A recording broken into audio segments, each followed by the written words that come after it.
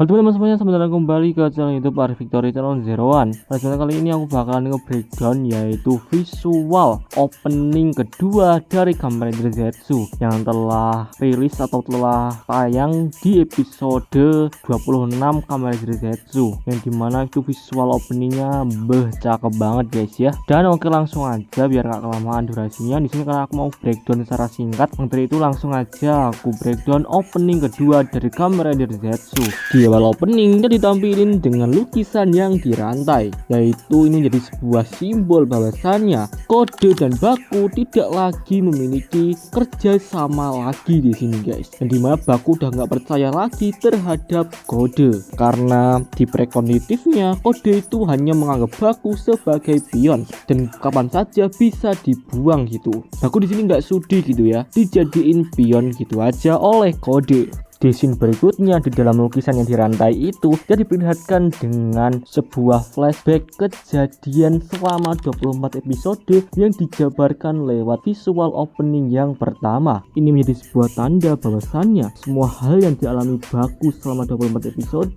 itu hanyalah sebuah prekognitif, yaitu kemampuan penglihatan masa depan yang dimiliki Baku. Di scene berikutnya kita diperlihatkan dengan Baku yang sedang merenung. Baku yang merenung di sini itu sedang membulatkan tekad untuk bertekad tidak membiarkan mimpi buruknya itu menjadi kenyataan. Di tembok itu terdapat cat berwarna-warni. Ini menjadi sebuah simbol bahwa suatu saat nanti karena masa depan telah berubah, akan banyak ancaman yang bermunculan ke depannya nanti.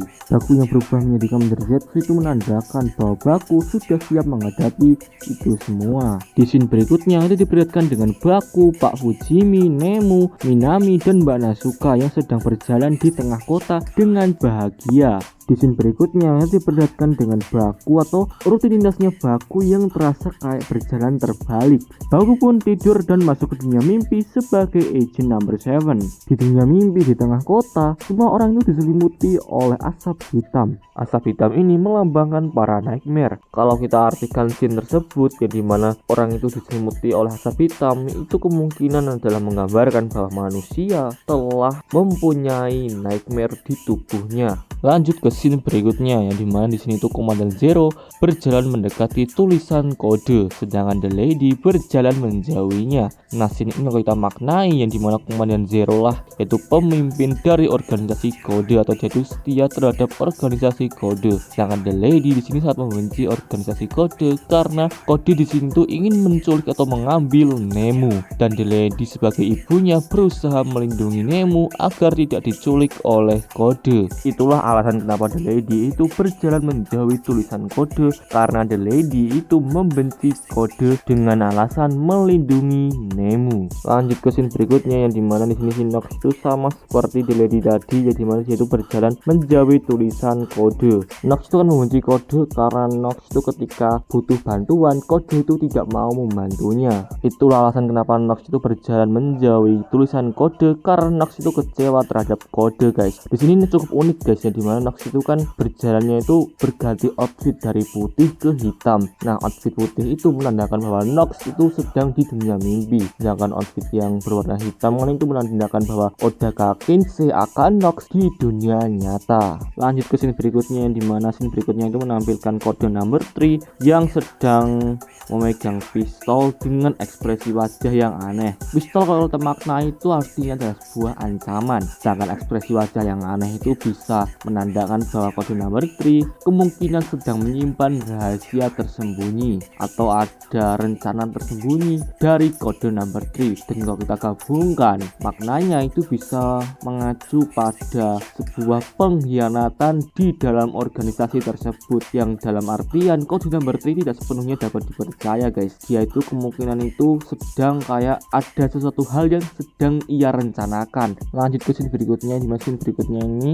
udah ada di opening yang pertama. Silahkan kalian berteori aja di kolom komentar mengenai scene ini guys. Lanjut ke scene berikutnya, yang dimana si Nox itu kan sedang berjalan ke arah bayangan itu. Nah, bayangan itu adalah nightmare ya. Kemungkinan nightmare itu adalah nightmare untuk final formnya Kamen Rider Nox. Entah nanti akan ada rahasia apa nanti di balik sosok bayangan hitam yang sedang Nox dekati itu. Dan Nox di sini setelah mendekati bayangan itu, dia berubah menjadi Kamen Rider Nox. Di scene berikutnya Baku sedang lari guys, dan dia itu langsung kayak melempar atau sedang melempar capsule yaitu Physicam Impact, dan dia itu masuk ke dunia mimpi sebagai Seven. Seven pun berubah menjadi Kamen Rider Zetsu dan melawan tangan besar itu, atau ini tuh penggambaran seekor Nightmare guys. Dan cuma tangan besar itu adalah ibarat itu adalah penggambaran dari Nightmare, atau bisa juga tangan besar itu adalah kode. Kode kan ingin sekali kayak ngambil Zetsu Driver dari Baku. Di sini ini juga memperlihatkan 4 form utama dari Kamen Rider Zetsu. Di sini ini kita diperlihatkan yaitu Catastrophe Nightmare, yaitu Nightmare-nya Baku guys. Catastrophe Nightmare kan sudah disegel ke dalam dual mirror capsule,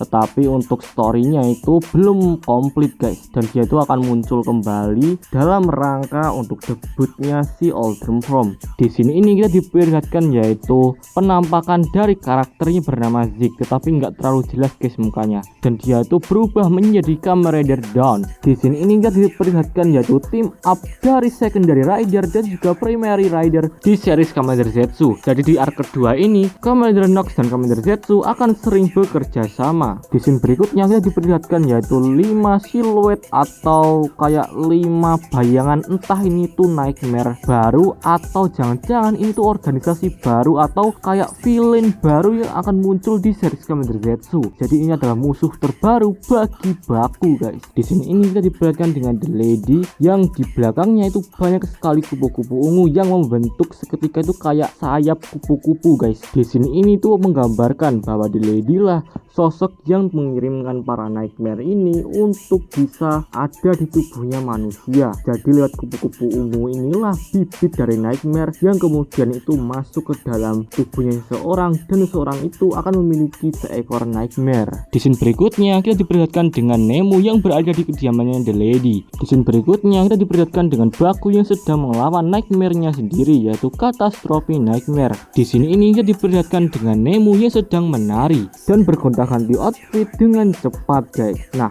ini sebuah penggambaran bahwa Nemu selalu bergonta-ganti peran di setiap mimpinya orang-orang. Di scene berikutnya kita diperlihatkan dengan Baku yang sepertinya sedang menyerap para kupu-kupu ungu ini. Kupu-kupu ungu adalah Nightmare, dan Nightmare mendatangkan mimpi buruk. Ini sesuai banget dengan mitologi Jepang yang dimana nama Baku itu adalah seekor monster yang menyerap atau memakan mimpi buruk. Baku kan di sini tuh sedang menyerap kupu-kupu ungu, dan berarti juga Baku di sini sedang memakan mimpi buruk, atau lebih tepatnya itu menyerap energi mimpi buruk. Di sini ini kita diperlihatkan dengan Baku yang sedang menelan bulan merah. Ini sesuai banget dengan nama atau arti nama dari Baku yaitu pemakan mimpi buruk. Bulan merah ini kan adalah bulan di dunia mimpi, dan mungkinkah bulan merah ini adalah bulan yang mendatangkan mimpi buruk? Maka dari itu Baku di sini tuh memakan bulan merah itu, yang dalam artian memakan mimpi buruk. Di scene berikutnya kita diperlihatkan dengan Baku yang sedang berdiri di Zetsu Room dan ada banyak capsule yang bertebaran guys. Oke, sekian dulu untuk konten kali ini. Jika ada kesalahan boleh teman-teman koreksi di kolom komentar, dan buat teman-teman yang punya pendapat lain boleh banget dituangkan di kolom komentar juga. Sampai jumpa di konten-konten aku yang lainnya. Jangan lupa di like, share, dan juga subscribe. Sampai jumpa di konten-konten yang lainnya. Sekian dariku,